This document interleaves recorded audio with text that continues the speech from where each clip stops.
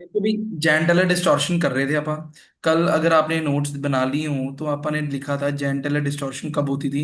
तो मैंने तुम्हें सिंपल सी बात समझाई थी, जेंटल डिस्टॉर्शन कब होएगी, जब तुम्हारे पास एसिमेट्री होगी किसी भी तरीके की, किसके अंदर, इलेक्ट्रॉनिक कन्फिग्रेशन के अंदर। देखो सिमेट्रिकल किसको माना जाता था, या तो हाफ फिल्ड हो या फुल्ली फिल्ड हो।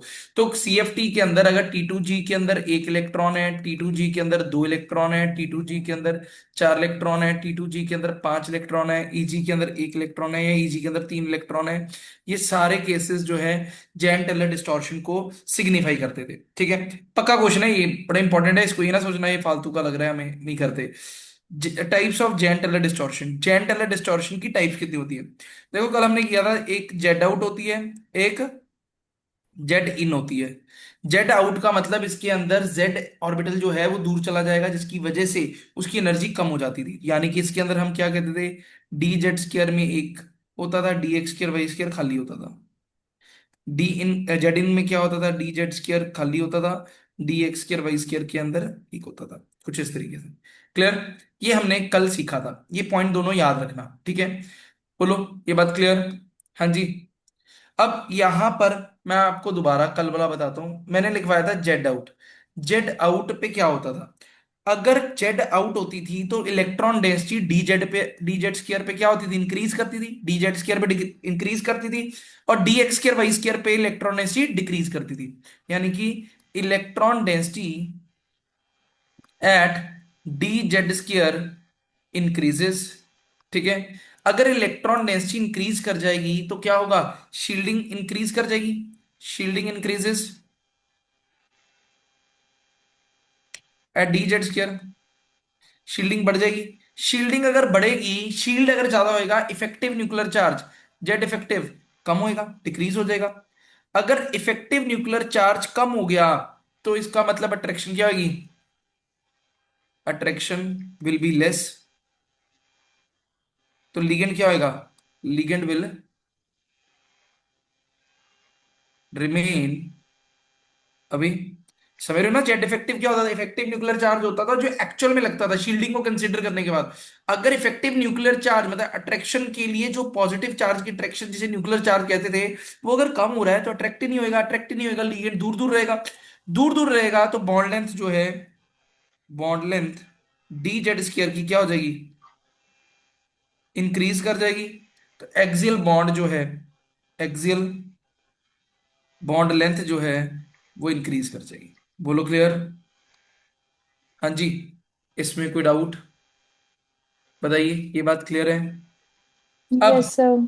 अब अगर मैं बात करूं इसी के अंदर, अगर electron density D Z square पे बढ़ रही है, electron density D Z square पे बढ़ रही है, तो electron density at D X square Y square क्या होगी, डिक्रीज करेगी। Electron density D X square Y square से डिक्रीज करेगी, तो इसका मतलब डी शील्डिंग होगी, deshielding at D X square Y square. D X square Y square पे क्या हो जाएगी आपकी, डी शील्डिंग हो जाएगी। तो इससे होगा क्या, इफेक्टिव न्यूक्लियर चार्ज इंक्रीज कर जाएगा। बोलो, अगर इफेक्टिव न्यूक्लियर चार्ज इंक्रीज कर गया तो अट्रैक्शन इंक्रीज हो जाएगी। अगर अट्रैक्शन इंक्रीज कर गई तो आपकी bond length of D X and D Y decrease कर जाएगी। मतलब आपके पास जो एक्स और वाई के रिलेटेड ऑर्बिटल्स होंगे ना, जिनमें एक्स और वाई होएगा, उनकी बॉन्ड लेंथ कम हो जाएगी। बात समझ लगी? बोलो, ये बात क्लियर हुई? अब यहां पर, अब यहां पर देखना, कल मैंने आपको करवाया था डी ऑर्बिटल पांच होते हैं, है ना, डी ऑर्बिटल पांच होते हैं। जब सीएफटी में ऑक्टाहेड्रल में स्प्लिटिंग होती थी तो हमारे पास क्या होता था, तीन ऑर्बिटल नीचे आते थे, दो ऊपर आते थे, ऐसे ही होता था। जो तीन नीचे होते थे उन्हें कौन कौन से थे, D X Y, D Y Z, D Z X. ऊपर वाले कौन से थे, D X square Y square और डी जेड स्क्र। अब याद करो, अभी मैंने जेड आउट करवाया, जेड आउट पे क्या है, जेड दूर चला जाएगा। अगर सिंपल कुछ ना याद करो, सारी शील्डिंग डी शील्डिंग भूल जाओ, तुम देखो जेड आउट, जेड आउट मतलब जेड दूर चला गया, जेड दूर चला गया, तो इसका मतलब जेड स्टेबल नहीं हो गया, जेड स्टेबल हो गया, कोई रिपल्शन नहीं, कोई कुछ नहीं। जेड अगर स्टेबल हो गया तो उसकी एनर्जी गिर जाएगी, तो डी जेड स्क्र की एनर्जी कम हो गई और D X square Y square की एनर्जी बढ़ गई। बोलो क्लियर। हाँ जी, क्लियर। फिर इधर भी देखो, यस सर। अब इधर भी सेम काम हुआ जेड आउट में। हमारे पास जो जेड है, डी वाई जेड और डी जेड एक्स, दो में जेड है, डी वाई जेड और डी जेड एक्स, इसकी एनर्जी कम हो गई और डी एक्स वाई की एनर्जी बढ़ गई। तो इसका मतलब जेड आउट के अंदर एनर्जी, ऑर्बिटल्स की एनर्जी का ऑर्डर क्या है, D X square Y square की एनर्जी सबसे ज्यादा, डी जेड स्क्र से, डी एक्स वाई से, डी वाई जेड और जेड एक्स की एनर्जी नियरली सेम होगी। बोलो ये बात क्लियर। हाँ जी, ये बात क्लियर। अब पैरेलल अगर मैं आपको जेड इन करके दिखाऊं, अगर पैरेलल में आपको जेड इन करके दिखाऊं, जेड इन में बताओ क्या होगा, जेड इन में बताइए क्या होगा। यू विल से 5 डी ऑर्बिटल्स हैं, ये 5 डी ऑर्बिटल स्प्लिट करेंगे दो लेवल्स में, 3 ऑर्बिटल नीचे आ गए, 2 ऑर्बिटल ऊपर आ गए, ऐसी होगा। बोलो, नीचे वाले क्या है, D X Y, D Y Z और डी जेड एक्स, ऊपर वाला क्या है, D X square Y square और डी जेड स्क्र, ये होगा। अब अगर जेड इन है तो जेड इन में उल्टा नहीं हो जाएगा, अगर जेड आउट में जेड दूर हो गया था, उसकी एनर्जी कम हो गई थी, तो यहां जेड इन में जेड पास में आ गया, इसकी एनर्जी क्या हो जाएगी, बढ़ जाएगी। तो हमारे पास क्या होगा, डी जेड स्क्र ऊपर आ जाएगा, D X square Y square नीचे आ जाएगा। इसी तरीके से यहां पर डी वाई जेड और डी जेड एक्स की एनर्जी बढ़ जाएगी, डी एक्स वाई की एनर्जी कम हो जाएगी। बोलो ये बात क्लियर। इसमें से सर क्वेश्चन कैसा आता है? मैं बताता हूँ, इसमें पहला क्वेश्चन तो आता है ऑर्डर, ये पहला क्वेश्चन यहाँ से शुरू होता है। पहला क्वेश्चन आता है यहाँ पे, वो पूछता है कि बताओ किसके अंदर जेन टेलर डिस्टॉर्शन होगी। कल अपन ने सीएफटी करी थी, सीएफटी करने के बाद कल अपन ने इलेक्ट्रॉन फिलिंग की थी। जैसे इलेक्ट्रॉन फिलिंग आई, ये आई T2G3 EG1, वो कहेगा इसमें जेन टेलर डिस्टॉर्शन होगी, तुम कहोगे हाँ होगी। T2G3 तो है, बट EG1 है, EG1 तो स्टेबल नहीं है ना, तो जेन टेलर डिस्टॉर्शन हो जाएगी। तो जिस कंपाउंड की कन्फिग्रेशन ये होगी, वो जेन टेलर डिस्टॉर्शन शो कराएगा। पहला क्वेश्चन तो ये। दूसरा क्वेश्चन आएगा, वो कहेगा हमारे पास जेड आउट के अंदर डी जेड स्क्वायर और डी एक्स वाई में से एनर्जी किसकी ज्यादा होगी, या इन चारों में से किसी भी ऑर्बिटल की एनर्जी पूछ लेगा, कम ज्यादा किसकी होगी। तो ये क्वेश्चन बनेगा, समझे। ठीक है। फिर तीसरा क्वेश्चन वो ये पूछता है, वो कहता है बताओ भाई, हमारे पास जो बॉन्ड लेंथ है डी जेड स्क्वायर की, जेड आउट के अंदर बढ़ेगी कि घटेगी। सिंपल सी बात है यार ना, जेड आउट का मतलब जेड बाहर चला गया, जेड अगर बाहर चला गया तो जेड की बॉन्ड लेंथ बढ़ जाएगी। ठीक है, तो जेड आउट के अंदर जेड वाली बॉन्ड लेंथ इंक्रीज कर जाएगी, और जेड इन के अंदर बॉन्ड लेंथ छोटी हो जाएगी। बोलो क्लियर। बोलो क्लियर। Yes sir. फिर वो कहता है स्टेबिलिटी की बात करें, देखो दोनों में से जेड आउट और जेड इन में से कुछ तो स्टेबल होएगा। वो कहते हैं जेड आउट जो है ज्यादा स्टेबल होती है जेड इन से, ये बात आपने ध्यान में रखनी है। ठीक है, जेड आउट जो है जेड इन से ज्यादा स्टेबल होती है। अब इसको निकालने का तरीका क्या है, how to find Z out and Z in. Z out और जेड इन कैसे फाइंड आउट करना है, देखो याद रखना, T2G1 या T2G4 है, T2G के अंदर एक या चार है तो जेड इन होएगा। ठीक है, T2G के अंदर टू है या पांच है तो ये जेड आउट होएगा। इसी तरीके से EG1 है या EG3 है, इसके अंदर भी जेड आउट होएगा। ये बात आपने ध्यान रखना, मतलब सर जेड इनका डिस्टॉर्शन। मतलब क्या होता है, ईजी और T2G का मतलब कोई ऐसे नाम मैं रख दिए चाहे बताता कोई हूँ, है मतलब? बस होता है, बिल्कुल होता है। देखो फिर वो आगे ज्यादा डिटेल में चले जाएंगे। इसे कहते हैं जी और यू होते हैं दो, इसे कहते हैं जिरादे, इसे कहते हैं उन जिरादे। ये जो होते हैं ना हमारे पास सिमेट्री को रिप्रेजेंट करते हैं, जिरादे एंड उन जिरादे जो होते हैं। तो आप T2G और जैसे T2G लगा रहे हैं, तो यहाँ पे जी जिरादे जो लग रहा है वो एक सिमेट्री को रिप्रेजेंट करने का काम कर रहा है। वो सिमेट्री कैसे होती है, वो स्ट्रक्चर्स में आ जाती है, छोड़ो इसको, कुछ नहीं करना। ठीक है। ठीक है, होता सिग्निफिकेंस होता है तभी लिख रहे हैं उसको। ठीक है, ठीक है। अब ये बात क्लियर होगी, ये तुमने करना पड़ेगा क्रैम, क्योंकि ये सीधा क्वेश्चन पेपर में बनेगा, और सीधा क्वेश्चन बनेगा तो कुछ भी नहीं है। इसमें बस एक याद कर लो कि भाई 6 केसेस है जेन टेलर डिस्टॉर्शन के। तो जेन टेलर डिस्टॉर्शन 6 केसेस में होगी, उनमें से T2G1 और T2G4 में जेड इन है, बाकी सारों में जेड आउट है। बोलो। सर इसका मतलब है जैसे T2G2 लिखा है ना, और T2G5 लिखा है, तो हम्म। पहले स्टार्टिंग वाले हम मतलब वाईजेड ले रहे हैं जो ऑर्बिटल में। अगर हम भर के देखें ऐसे याद करेंगे तो थोड़ा दिक्कत हो रही है। नहीं, क्या चीज याद करने में दिक्कत आ रही है?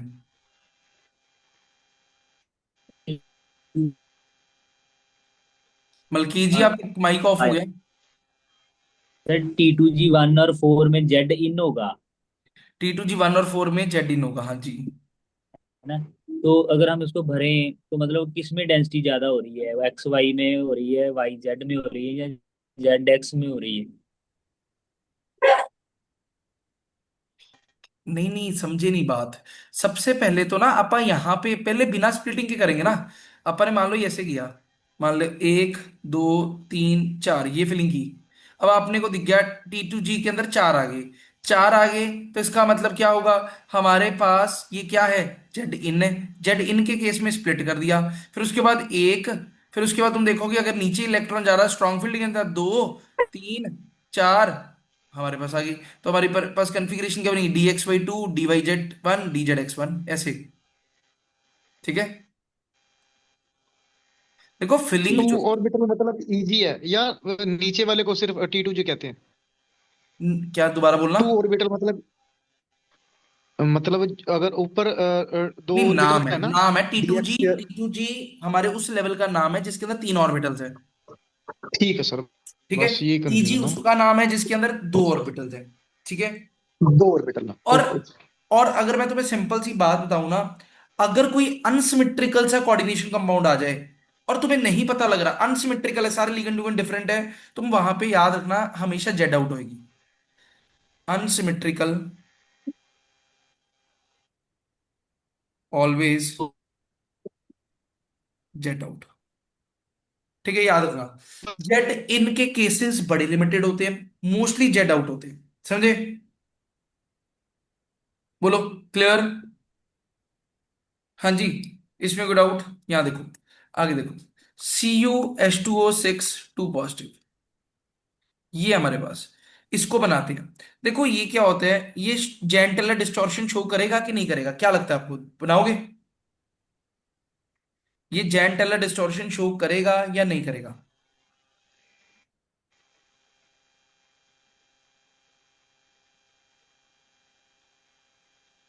जेड आउट शो करेगा सर। हाँ जी। Z out. करेगा शो। उससे यहां देखो कॉपर+2 आएगा इसमें।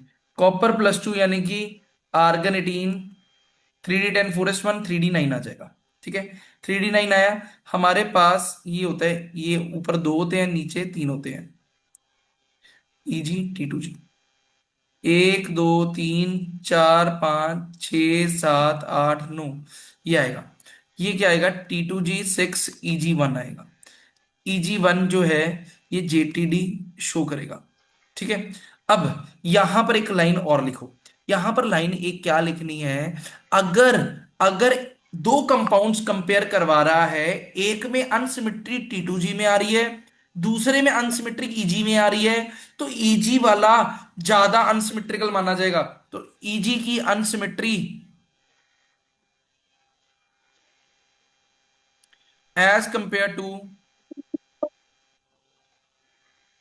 T2G मोर JTD करवाएगी।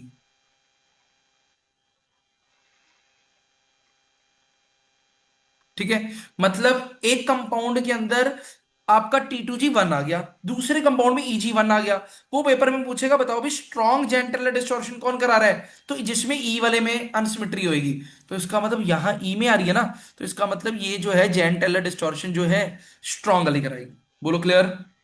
हाँ जी। क्लियर? सर एक बार थोड़ा सा रिपीट करना ये वाला T2G6 वाला, कैसे स्ट्रॉन्ग वाला। देखो कुछ नहीं, मैंने मान लो दो कंपाउंड है, इधर सुनो, इधर छोड़ दो कॉपी, मैंने 2 मिनट देख, छोड़ो इधर। दो कंपाउंड आए, एक की कॉन्फ़िगरेशन मैंने लिखी T2G4, हाँ। दूसरे की लिखी T2G6 EG1। पेपर में आएगा बताओ कौन जेन टेलर डिस्टॉर्शन बढ़िया शो कर रहा है। तो देखो भी T2G4 भी जेन टेलर डिस्टॉर्शन शो करता है, EG1 भी शो करता है, बट EG के अंदर अनसिमेट्री ज्यादा कंसीडर की जाती है, तो ये क्या होगा? स्ट्रॉन्गर या स्ट्रॉन्गर जेटीडी शो करेगा, और ये वीकर जेटीडी शो करेगा। समझ लगी बात? ये छोटे छोटे पॉइंट्स है, वहीं पे लूप घुमा देना उसने। क्लियर? अब देखते सर हैं। वन हाँ, सिमेट्री 1 और 3 पे आएगी ना, EG 1 और EG 3। हाँ, EG1 या EG3 कोई भी हो जाएगा, क्या कहते हैं, कोई भी। ठीक है ई जी। में अनसिमेट्री 1 3 पे दोनों कंसिडर ज्यादा भाई। ठीक है। ठीक है सर सर। अगर अगर इन केस है, एक में EG1 है, एक में कंपाउंड में EG3 है, तो फिर कैसे सेम, करेंगे इन दोनों? सेम, फिर कुछ नहीं कर सकते, फिर दोनों सेम है। उसमें कंपैरिजन नहीं पूछेगा कभी भी। ठीक है। क्लियर? वो ऑलमोस्ट सेम है, वो तो डीजनरेट आ गया ना, डीजनरेसी आ गई, वो तो ईजी दोनों लेवल, दोनों ऑर्बिटल ईजी के तो सेम एनर्जी लेवल पे है, तो उसमें कंपेयर नहीं करेंगे अपन। अब एक चीज ये क्लियर हो गई सभी को, इसमें तो कोई डाउट नहीं। अब अगला क्वेश्चन जो आता है, अब देखते हैं भी क्या। मैंने कहा जब जेड आउट होएगा तो कौन सा बॉन्ड लंबा होएगा, थोड़ा सा याद करो। Sir axial bond. Axial bond, vertical वाला, जो वर्टिकल वाला बॉन्ड है वो लंबा हो जाएगा। अब यहां पे देखो, मैं एक पॉइंट लिखवा रहा हूं, बड़ा इंपॉर्टेंट है। If there are Z out, अगर वहां पे जेट आउट है, then the two bonds, two vertical bonds are very much longer and can be easily breaked, आसानी से टूट जाएंगे। ठीक है। तो इसका मतलब क्या होगा, सब्स्टिट्यूशन रेट इंक्रीज कर जाएगा। अगर सब्स्टिट्यूशन करानी है, सब्स्टिट्यूशन आसानी से हो जाएगी। रिएक्टिविटी इंक्रीज कर जाएगी। ठीक है। तो ये दोनों केसेस अपने को देखने को मिलेंगे। तो यहां पे वो कहता, if in a complex there is strong Z out, then bonds will easily break and convert it into square planar। अब इसका मतलब क्या है, यहां देखना कॉपी में तुमने छोड़ो, CuCN6 4 नेगेटिव। जब इसकी तुम बनाओगे ना कन्फिग्रेशन, ये बनेगी T2G6 EG3। ये क्या करेगी, जेड आउट शो करेगी, ये जेड आउट शो करेगी। EG3 देखो, EG3 क्या शो करती, जेड आउट करती थी, जेड आउट करेगी। तो इसमें होएगा क्या, यहां देखो, यहां जो वापस CU के साथ CN लगे हैं 4 यहां पर। सर ये पता कैसे लगेगा इसमें कौन सी वाली लगानी है? तो भी मुझे ये कराया पता तो नहीं है लगा। पीछे मैंने। सर लेकिन इसमें T2G6 है तो EG3 है। वो T2G6 है जो वो जेड इन करेगी, और EG3 है वो आउट करेगी, तो डोमिनेट कौन सी करेगी, वो कैसे पता लगेगा? T2G6 तो करती नहीं ना, T2G6 का वो शो करती है। T2G6 तो फुल्ली फिल्ड है, उसमें क्या अनसिमेट्री है। हाँ जी सर, ठीक है। सर क्या होगा, जैसा आपने ये लिखा कंपाउंड, अब इसमें कौन सी कैसे करेगी ये बता दो थोड़ा सा। मैं बता रहा हूँ, देखो तुम सारे पता क्या कर रहे हो, तुम सारे करते हो उसी टाइम आ जाए। भाई पहली बार चीजें पढ़ रहे, इसको याद करोगे, याद करनी है सारी चीजें। देखो ये वाली, अब यहाँ पर तो डिफिकल्ट है। EG3 था, जेड मैं आउट बता, होगी। EG3 था, जेड आउट करेगा, ये हमने याद कर लिया टेबल ही में। अब यहां पर जब तुम CuCN6 4 नेगेटिव की CFT बनाओगे, वहां से निकलेगा T2G6 EG3। ठीक है कमल? हाँ जी। ये तो कॉन्फ़िगरेशन तो हाँ जी, निकालनी आती है ना। अब ये कॉन्फ़िगरेशन जब हाँ जी, हाँ जी। देखोगे, T2G फुल्ली फिल्ड है, उसको तो कंसीडर ही नहीं करना। EG3 पार्शियल फिल्ड है, और EG3 हम सोचेंगे यार, EG3 क्या करता था, जेड आउट करता था। अब जेड आउट करता था ऑक्टाहेड्रल में, 4 तो हमारे प्लेन में है, 2 CN जो वर्टिकल वाले हैं वो बहुत लंबे होंगे, वो लंबे होंगे तो वो टूट जाएंगे। तो CuCN6 4 नेगेटिव पेपर में लिखेगा कि कैसे एग्जिस्ट करता है। तुम कहोगे ऐसे नहीं एग्जिस्ट करता, वो तो ऐसे एग्जिस्ट करता है स्क्वायर प्लेनर में। तो exist in square planar form. तो यहां पे ये बड़ा इंपॉर्टेंट क्वेश्चन बनता है। तो वो कहता है कि बताओ CuCN4 2 नेगेटिव मोर स्टेबल क्यों होता है CuCN6 4 नेगेटिव से। You will say because of Jahn Teller distortion. Jahn Teller distortion की वजह से जो हमारे हमारे 6 लिगेंड्स हैं, उनके उनमें से जो वर्टिकली प्लेस लिगेंड्स हैं उनके बॉन्ड बहुत लंबे हो जाएंगे, इतने लंबे हो जाएंगे कि वो हम ब्रेक कर देंगे और हमारे पास नेट स्ट्रक्चर ऑक्टाहेड्रल का स्क्वायर प्लेनर के अंदर कन्वर्ट हो जाएगा। जस्ट ठीक है, क्लियर? हाँ जी, इसमें कोई डाउट बोलो। नो सर, ऐसे और भी कम्प्लेक्सेस होंगे? नहीं, ये सर वाला सिर्फ ये है सिर्फ कि इसमें एक ही है, ऐसा होगा, ये वाला, कॉपर वाले और ही ये है। वाला याद रखना आपने। देखो सिंपल सी बात है, कॉपर का कॉम्प्लेक्स ही हमेशा जेंटल डिस्टॉर्शन एक्सट्रीम लेवल की शो करवाता है। ठीक है, और आप इसी को मेनली पढ़ते हैं, 3D वाले एलिमेंट्स को ही पढ़ा जाता है, 4D और 5D की तो स्टडी वैसे ही बहुत कम होती है। ठीक है, क्लियर? एक दो बारी पढ़ने से आएगा सर, ये रिपीट होगा। एक दो बार पढ़ने से आएगा, सर ये हाँ। क्या लिखा है? एक दो बार CuCN4 2 negative exist in dash planar form. Exist in square planar form. अच्छा स्क्वायर लिखा, ओके सर। ठीक है, अब तो यार हैंडराइटिंग समझो मेरी। ठीक है, कई क्लियर? बार सर नहीं रखता। अब यहाँ पर देखो भी, अब यहाँ पर एक चीज बताता हूँ। देखो मैंने जैसे अभी मैंने नोटिस किया, मैंने कहा 3D और 3D के अंदर अपन पढ़ते हैं कॉपर का, पढ़ते हैं कॉपर के नीचे वालों 4D और 5D का रेयर पढ़ते हैं। अगर अपन बात करें कि एक्सट्रीम केसेस के अंदर हमारे पास 4D और 5D वाले शो करवा देते हैं। अगर करना चाहते हो तो बताओ, करवा दूं 4D 5D वाला थोड़ा सा? तुम बताओ भी। आता नहीं मेरे हिसाब से। पेपर में आता नहीं पेपर में नहीं आ आएगा, आता सकता तो सर। रहने तो फिर नहीं आएगा, क्यों बढ़ाना नेट में काम। भी नहीं आता, रहने नेट दो में फिर भी यही सर, आता, ऐसे देखो। कंफ्यूज बताओ। हो जाएंगे फायदा को। हम्म। पेपर में नहीं आना तो रहने दो सर। एक आधा करवा दो। करवा दूं? जो चीज आनी नहीं है उसको क्या करना है, इतना कुछ करने के लिए वो कर लेते हैं। 839। चलो आ जाओ, लर्न एक कर बार एक लर्न रुको, करने वाला बहुत कुछ है सर। करने वाला बहुत कुछ है। चलो मैं ना बता देता हूँ, कोई रिलेट बन जाएगा तुम्हारा ना रिलेशन। अब कर ही रही हो जेंटल डिस्टॉर्शन, आज अगर आ गया, मैं बता रहा हूँ, पंजाब में किसी को नहीं आता होगा ये वाली चीज। ठीक है, सौखा ही है, मैं बताता हूँ तुम्हें एक्सट्रीम केस। एक इस इजी करके बता देता हूँ। करना क्या है, कुछ भी नहीं। कॉपर 2 पॉजिटिव है, कॉपर के नीचे Ag पॉजिटिव होता है, Ag पॉजिटिव के नीचे Ag2 पॉजिटिव, Au2 पॉजिटिव। याद रखना, ये 3D हो गया, ये 4D हो गया, ये 5D हो गया। जैसे जैसे अपन नीचे जाते जाएंगे ना, जेन टेलर डिस्टॉर्शन बढ़ती जाएगी। मोर जेन टेलर डिस्टॉर्शन, मोर अनस्टेबल। बस ये बात दिमाग में रख लेना। जितना नीचे जाओगे, हम कॉपर वालों को पढ़ते हैं, कॉपर वाले को भी अपन अनस्टेबल कह के चलते हैं, क्यों? क्योंकि उसमें जेन टेलर डिस्टॉर्शन होती है। नीचे वालों को इसलिए नहीं पढ़ते, उसमें एक्सट्रीम लेवल की जेन टेलर डिस्टॉर्शन देखने को मिल जाती है। कहते हैं यही रीजन है कि हमारा जो गोल्ड 2 पॉजिटिव होता है ना, वो क्या करता है, अपने आप को तोड़ लेता है Au3 पॉजिटिव और Au पॉजिटिव के अंदर कन्वर्ट कर लेता है। ठीक है, ताकि किसी तरीके से उसके अंदर सिमेट्री आ सके। ठीक है, तो यहां पर रिमूवल ऑफ इलेक्ट्रॉन अकर्स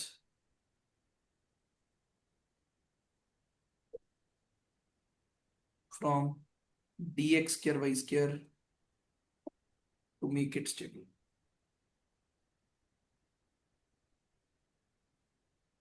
ठीक है, अब मैं तुम्हें करके दिखाता हूँ करना क्या, कुछ नहीं करना। देखो सिंपल सी बात है, तुमने ये बात तो सीख ही ली। जेड आउट में क्या होएगा, जेड आउट में क्या होएगा, जेड की energy dx square y square dz square, dxy dyz dzx। हमारे पास dz square की एनर्जी कम हो जाएगी।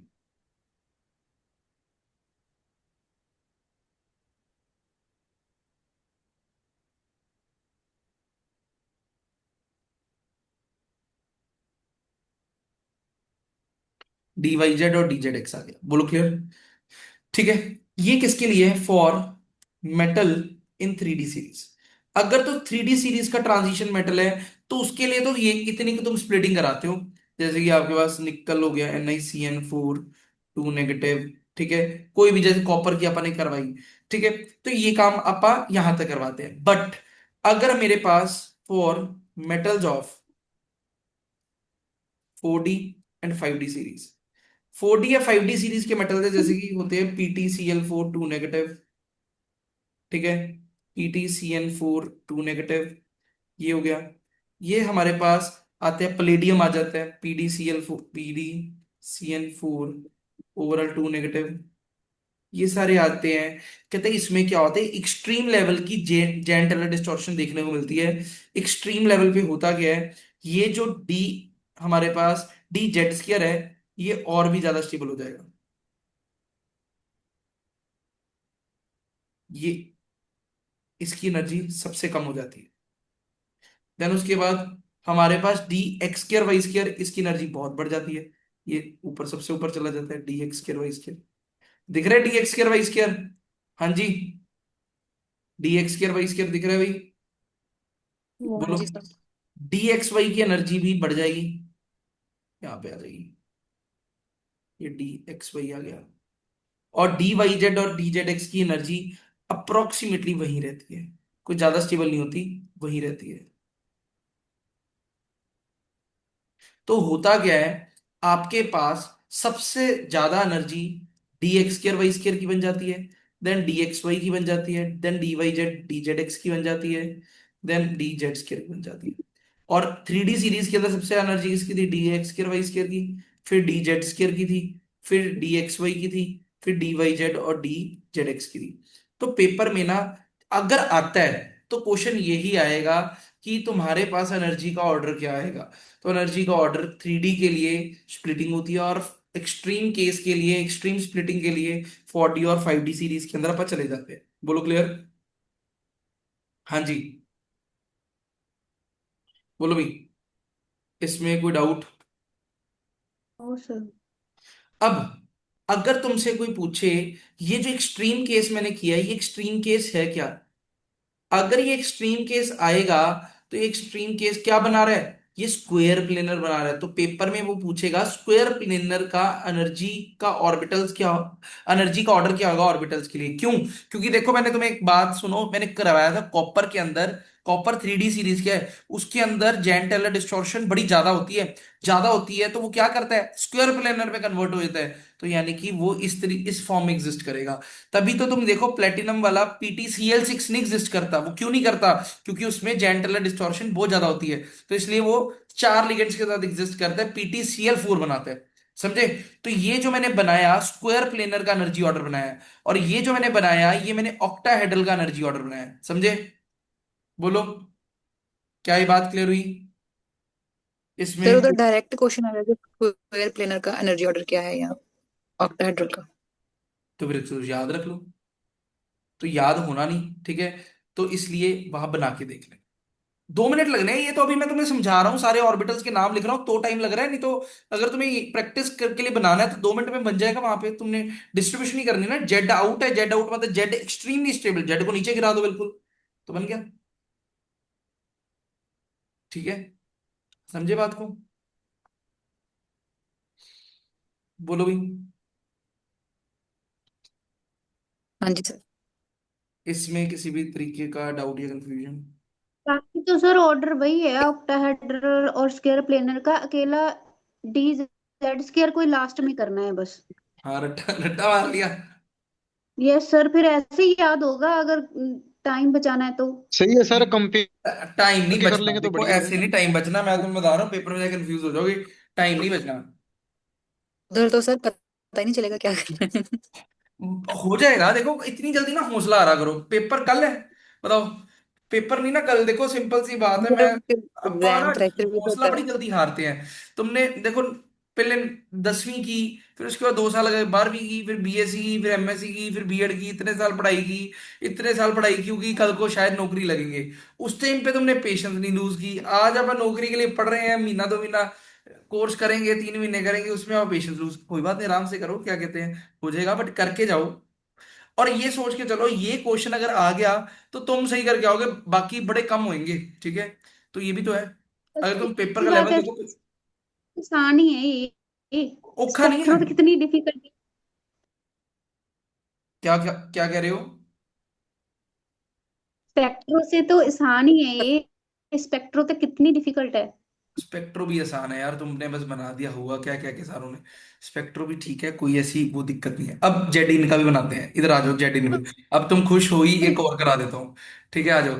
इधर देखो, जेड इन का भी कराते हैं, एक्सट्रीम केस पढ़ लेते हैं जेड इन का भी। जेड इन के अंदर क्या होगा, देखो, अगर हमारे पास क्या था, इस तरीके से 3 ऑर्बिटल नीचे 2 ऊपर, ठीक है।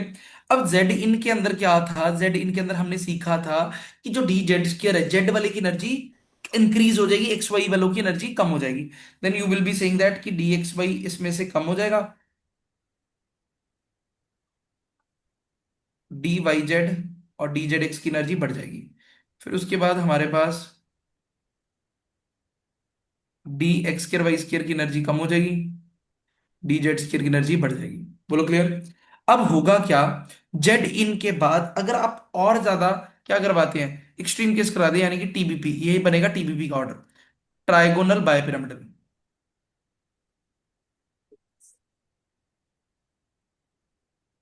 ट्राइगोनल बायपिरामिडल में हम क्या करेंगे, देखो, हमारे पास सबसे ज्यादा अनस्टेबल कौन हो जाएगा, डी जेड स्क्वायर हो जाएगा। सबसे ज्यादा स्टेबल कौन होएगा, डी एक्स वाई सबसे स्टेबल है, तो उसकी एनर्जी ऑलमोस्ट इतनी ही रहेगी, डी एक्स वाई। और इधर डी वाई जेड और डी जेड एक्स की एनर्जी बढ़ जाएगी, और डी एक्स स्क्वायर की एनर्जी कम हो जाएगी। तो बस याद रखना, टीबीपी के अंदर ऑर्डर क्या आएगा, टीबीपी जेड इन को फॉलो करता है, जेड इन एक्सट्रीम केस है, तो आपने डी जेड स्क्वायर की एनर्जी सबसे ज्यादा, डी वाई जेड और डी जेड एक्स की बराबर, फिर D X square Y square, फिर डी एक्स वाई, ये ऑर्डर रहेगा। बोलो क्लियर हो जाएगा, इसमें हाँ कोई जी सर। Doubt, confusion? ठीक है, चलें। अब अगर मैं आपको कहूं C U F two stable है कि अनस्टेबल है, C U F two is stable और अनस्टेबल, हाँ जी, क्या कहोगे?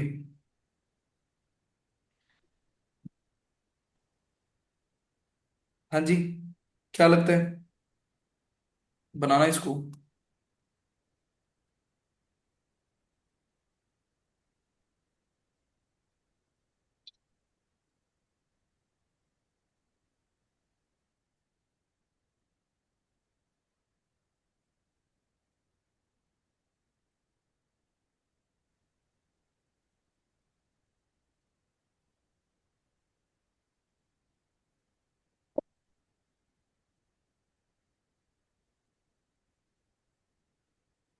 हाँ जी, बोलो, स्टेबल क्या अनस्टेबल, क्या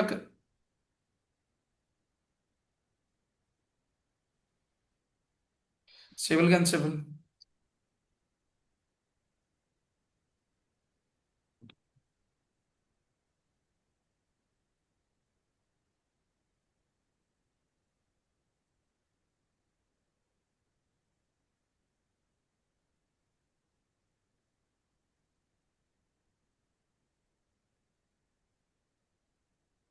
चलो, ब्रेक के लगी, पहले अभी लगी। ओ भाई, क्या हो गया? सिंपल है। सिंपल है, कुछ भी नहीं करना, सिंपल, एक तो सिंपल कॉमन सेंस क्या कहती है, जो टॉपिक पढ़ा उसी का क्वेश्चन होएगा। जेंटल डिस्टॉर्शन का क्वेश्चन है, ठीक है। क्या करो, पहले तो ऑक्सीडेशन स्टेट निकालो, कॉपर की +2, कॉपर +2 पे क्या होता है, 3D9, 3D9 तो जेड आउट शो करती है, जेड आउट क्या है, जेड आउट तो हमारे पास स्ट्रॉन्ग जेटीडी शो करती है। वो कहता है ये हमें धोखा देने वाली बात है, ये और कुछ नहीं, ये CuF6 4 नेगेटिव का ही एक अवतार है, ठीक है। तो ये CuF2 अनस्टेबल होता है, समझे? बोलो क्लियर। चले नेक्स्ट। अब क्वेश्चंस करवाऊं आपको, देखते हैं कितना का आपको याद है। कल मैंने ना स्पेक्ट्रोकेमिकल सीरीज करवाई थी, स्पेक्ट्रोकेमिकल सीरीज का क्वेश्चन ना बड़ा इंपॉर्टेंट है, सीधा आ सकता है। कहता arrange in increasing order of strength of ligands, ligands की स्ट्रेंथ के अकॉर्डिंगली अरेंज करो। OH negative, C2O4 2 negative, H2O, NCS negative, NH3। हाँ जी, बताओ भाई।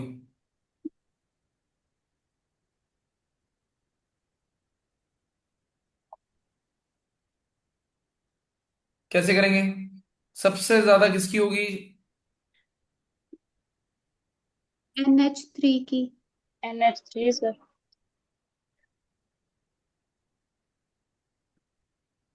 बाकी भी?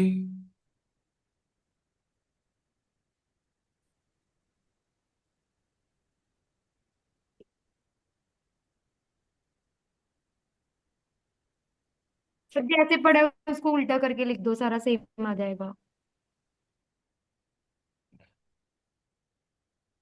जैसे लिखा उसको उल्टा करके लिख दूं? क्या बात है। देखो भी, सबसे हमने पढ़ा था, NH3 फिर उसके आई बाद बर्बादी, शनि क्लास से फरार, ओ ऑक्जालेटो, ओ ऑक्जालेटो, पानी, वाटर, सुनो, ईडीटी है ammonia, are in Canada Colombo. तो यही ऑर्डर आएगा, बिल्कुल सही है। ये डिक्रीजिंग ऑर्डर, ये इंक्रीजिंग ऑर्डर ही बना है, ठीक है बिल्कुल। बोलो क्लियर? हाँ जी, इसमें कोई डाउट? चले नेक्स्ट, चले भी करें। Sir. Yes sir. Next question देखिए।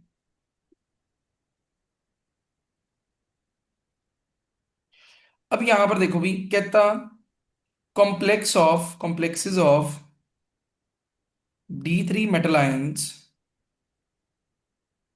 have a CFSE of A option -1.2 delta naught, B option -0.4 delta naught, C option -0.6 delta naught, D option -0.8 delta naught। हाँ जी,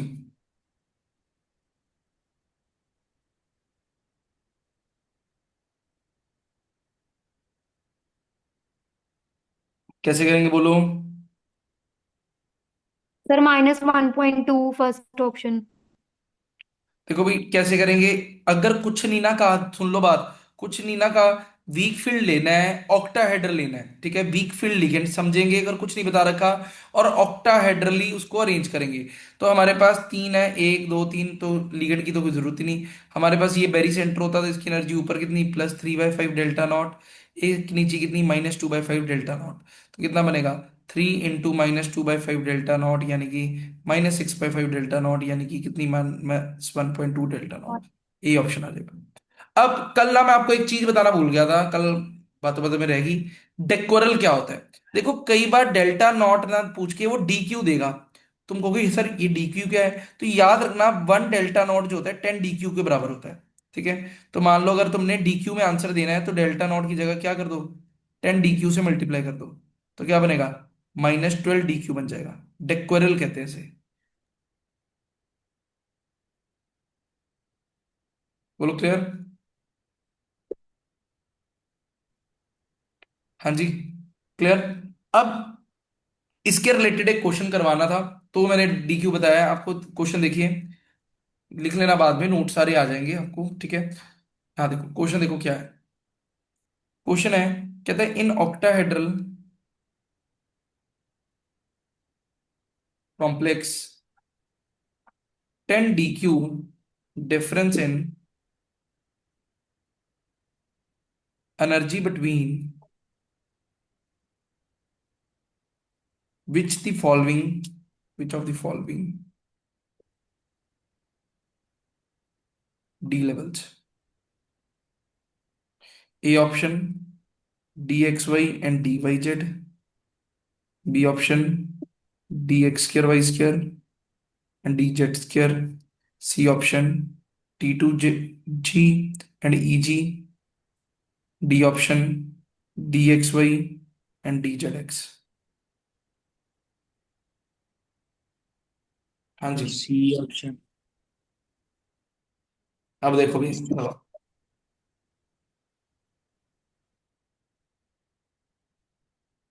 कैसे करेंगे।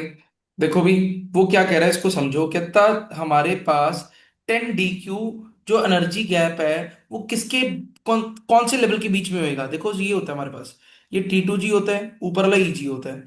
EG के अंदर हमारे पास दो होते हैं ऑर्बिटल, T2G में तीन होते हैं ना। इसके बीच के एनर्जी गैप को हम डेल्टा नॉट लिखते हैं। अभी आपको डेल्टा नॉट करवाया, किसके इक्वल होता है, 10 DQ के बराबर होता है। तो लिख दो फिर T2G और EG के बीच में होगा। बोलो क्लियर? हाँ जी क्लियर। इसमें कोई डाउट? इसमें किसी भी तरीके का डाउट हो जाएगा? फिर इसके यस अंदर ना सर। एक जैसे ये क्वेश्चन है, कहता high spin D4 octahedral complex है। इसके अंदर ए -0.6 डेल्टा नॉट होगा, बी -1.8 डेल्टा नॉट होगा, सी -1.6 डेल्टा नॉट प्लस पी होगा, डी हमारे पास -1.2 डेल्टा नॉट होगा। बताओ भाई क्या बनेगी ऑप्शन से, चारों में से? कैमरे नहीं ऑन तुम्हारे? जसविंदर, जसप्रीत, खुशबू, कमल, पूजा, शिवाली, साक्षी, सिमरन।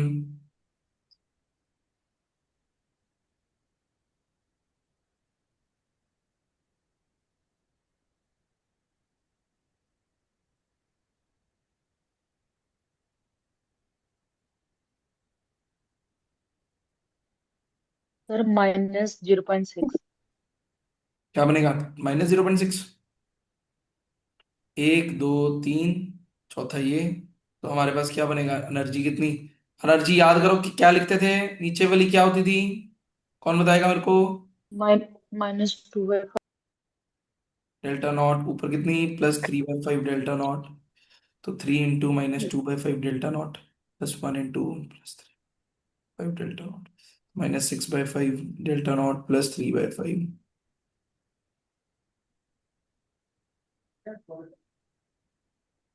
-0.6 डेल्टा नॉट। बोलो क्लियर?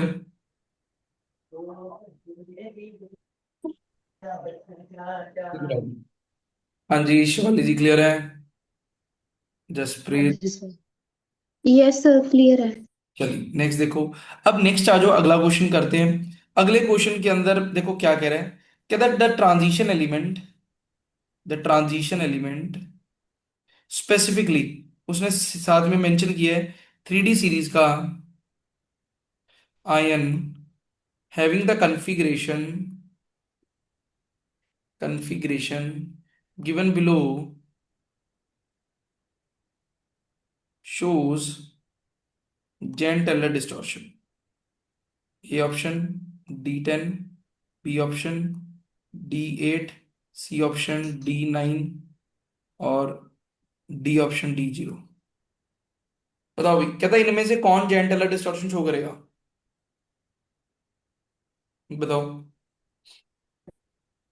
D9। कुछ देखने की जरूरत ही नहीं, हमारा ऑप्शन सबसे खतरनाक। देखो मैं तुम्हें बताऊं, चैन टेलर डिस्टॉर्शन चाहे नेट गेट हो चाहे तुम्हारा ये लेक्चर गेट और मास्टर गेट हो, जैन टेलर डिस्टॉर्शन हमेशा कॉपर के नाउनवर्ड घूमती, सारी कॉपर के आसपास घूमेगी, ठीक है? तो इस चीज का ध्यान रखना। टॉपिक है ये, एमएससी में है या ग्रेजुएशन में है ये वाला क्या? टॉपिक अगर देखा जाए तो? जैन टेलर? ये हाँ जी। एमएससी जैन में टेलर है। 12th में भी है, जेई वाले बच्चे करते हैं जैन टेलर, बस ये है करते नहीं आपा। जेई के अंदर भी है जेन टेलर डिस्टॉर्शन, ये 12th का टॉपिक है। बस ये है एनसीईआरटी उनसीईआरटी में नहीं होता, अपनी जो क्या कहते हैं जेई के लिए एडवांस की बुक्स है उसमें होता है, एडवांस में आता है जेन टेलर डिस्टॉर्शन। तो इतना ना करवाते हैं सर वो ना स्कूल से और कॉलेजेस में, तब पता हमें लगता है इसलिए। पहली बार सुना ये। नहीं वो करवाते हैं, अब तलवार टंगी हुई है तो तुम्हें याद रह रहा है, करवाया तब भी है। अब तुम लांछन तो लगा आते के तो है, बोलोगे, करवाया तब भी। बस आप ये तलवार बताते दूसरी हैं की कि तलवार जब इसमें होती है ना एक्सियल तो बॉन्ड टंगी होती है। वो इंक्रीज हो जाती है। हाँ जी। करवाते तो हैं लेकिन उसमें यही बताते हैं कि तो जो एक्सियल बॉन्ड इसमें है ना उनकी जो बॉन्ड लेंथ है वो इंक्रीज हो जाती है। जेड आउट जेड इन तब कुछ नहीं बताते, बस यही तब ये बताते भी हैं सर कि होता है ना सर, तो इसमें क्वेश्चन तो में। इसमें तो ऑरिजिनल डायग्राम भी करवाते हैं कॉलेजेस में। हाँ ऑर्गल डायग्राम भी होती है, ऑर्गल सही है सर। डायग्राम। अभी एमएससी में क्वेश्चन आए थे, पेपर दिए थे। हाँ नहीं ऑर्गल, उसमें सर ऑर्गल डायग्राम आती है। चॉइस भी होती है सर, दो में से एक करना, फिर एक ही करके जाते हैं ये सारा टाइम। क्वेश्चन पक्का ही आता है ऑर्गल डायग्राम। देखो मैं तुम्हें बताता हूँ, देखो जो तो, अगर मैं वैसे बताता हूँ, जो तो लेक्चरर की तैयारी कर रहे हो ठीक है, उसके बाद लेक्चरर हो जाता है ना तो नेट की तैयारी करोगे, नेट भी निकल जाएगा। मैं तुम्हें सही बता रहा हूँ, जिससे अब जैसे मैं करवा रहा हूँ, जब तुम नेट का सिलेबस देखोगे ना तुम कहोगे यार अभिषेक सर ने बड़ा पास में लाके छोड़ दिया, मतलब बस अब तो कुछ रह ही नहीं गया, बस अब छलांग ही मारनी है अपने, बस थोड़ा सा रह गया। तो कोई मुश्किल काम नहीं है, सिंपल सी बात है। अगर तुम लेक्चर देखो, मास्टर केडर तो आपका आराम से निकल जाएगा, अगर तुम ये चीजें कर रहे हो आराम से निकल जाएगा। लेक्चर केडर के अंदर हम पा कर रहे हैं, अब नेट की जब बारी आती है, मान लो अपन नेट देना है, नेट का ना कुछ टॉपिक्स हो जाते हैं, वो अगर अच्छे से कर लो, क्योंकि चॉइस बहुत है, पेपर निकल जाता है। तो मेन चीज है, बस मेहनत कर लो यार, क्या कहते हैं, ये मेरे को इतना पता है यार, मतलब कोशिश अपनी यही है कि अच्छे से अच्छे कर लें, ताकि अपने को पेपर में जाके ये ना हो कि इधर से आ गया उधर से आ गया। बाकी यार, बाकी देखो, पेपर मैंने तो बनाया नहीं, मैं तो पढ़ा ही सकता हूँ, तभी मैं तुम्हें कहता हूँ यार, ये चीज ना कर, छोड़ दे, ये ना छोड़ दे, ये सारी चीजें कर ले, क्योंकि बाय चांस रिग्रेट रह जाता है एंड पे। कई ये मेरे साथ अपनी जर्नी में तो बड़ा होता था कि कई बार क्या होता है, एक चीज जो अपन छोड़ के जाते हैं ना, वो ही चीज सामने पड़ी होती है, और वो चीज वहां पे जाके याद आती है, यार ये चीज हमने छोड़ी थी और वो आ गई। तो इसलिए अपने, मेरे को तो लगता है डर, मैं कहता हूँ चलो कर, जो करे, एक्स्ट्रा चीज का नुकसान नहीं होता, कम का चाहे हो जाए, ठीक है। तो आ जाओ भी नेक्स्ट। उसके बाद अगला क्वेश्चन, ये तो क्लियर हो गया जेंटलर का किस तरीके से आएगा, कोई ज्यादा मुश्किल क्वेश्चन नहीं आता। एक हेक्साडेंटेट लिगेंड कौन सा था? हेक्साडेंटेट लिगेंड पीवाईक्यू में आया हुआ है, कौन सा होता है हेक्साडेंटेट लिगेंड, पल्ले बांध लो। EDTA. EDTA। EDTA. Which of the, अगला EDTA. क्वेश्चन देखो, which of the following has zero CFSE? किसकी जीरो सीएफएसई होगी? Chromium 3 positive high spin, B option cobalt +2 low spin, C iron 3 positive low spin, D iron 3 positive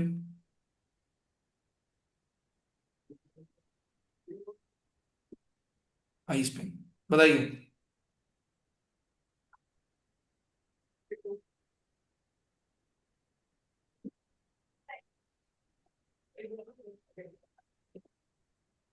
zero CFSE किसकी होगी? हाँ जी।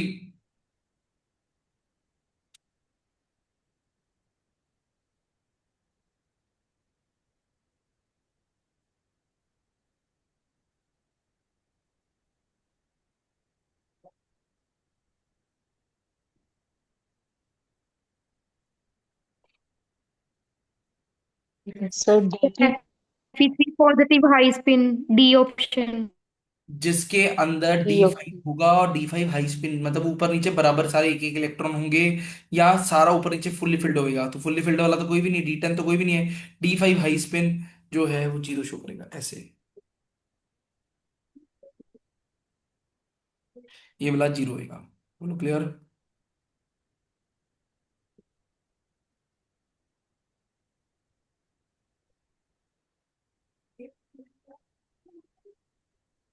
हो जाएगा, बताइए, कर लोगे?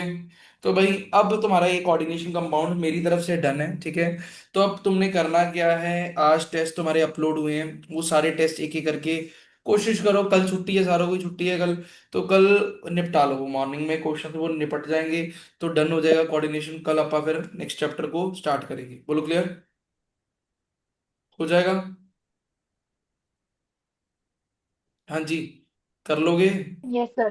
तो Yes, अब sir.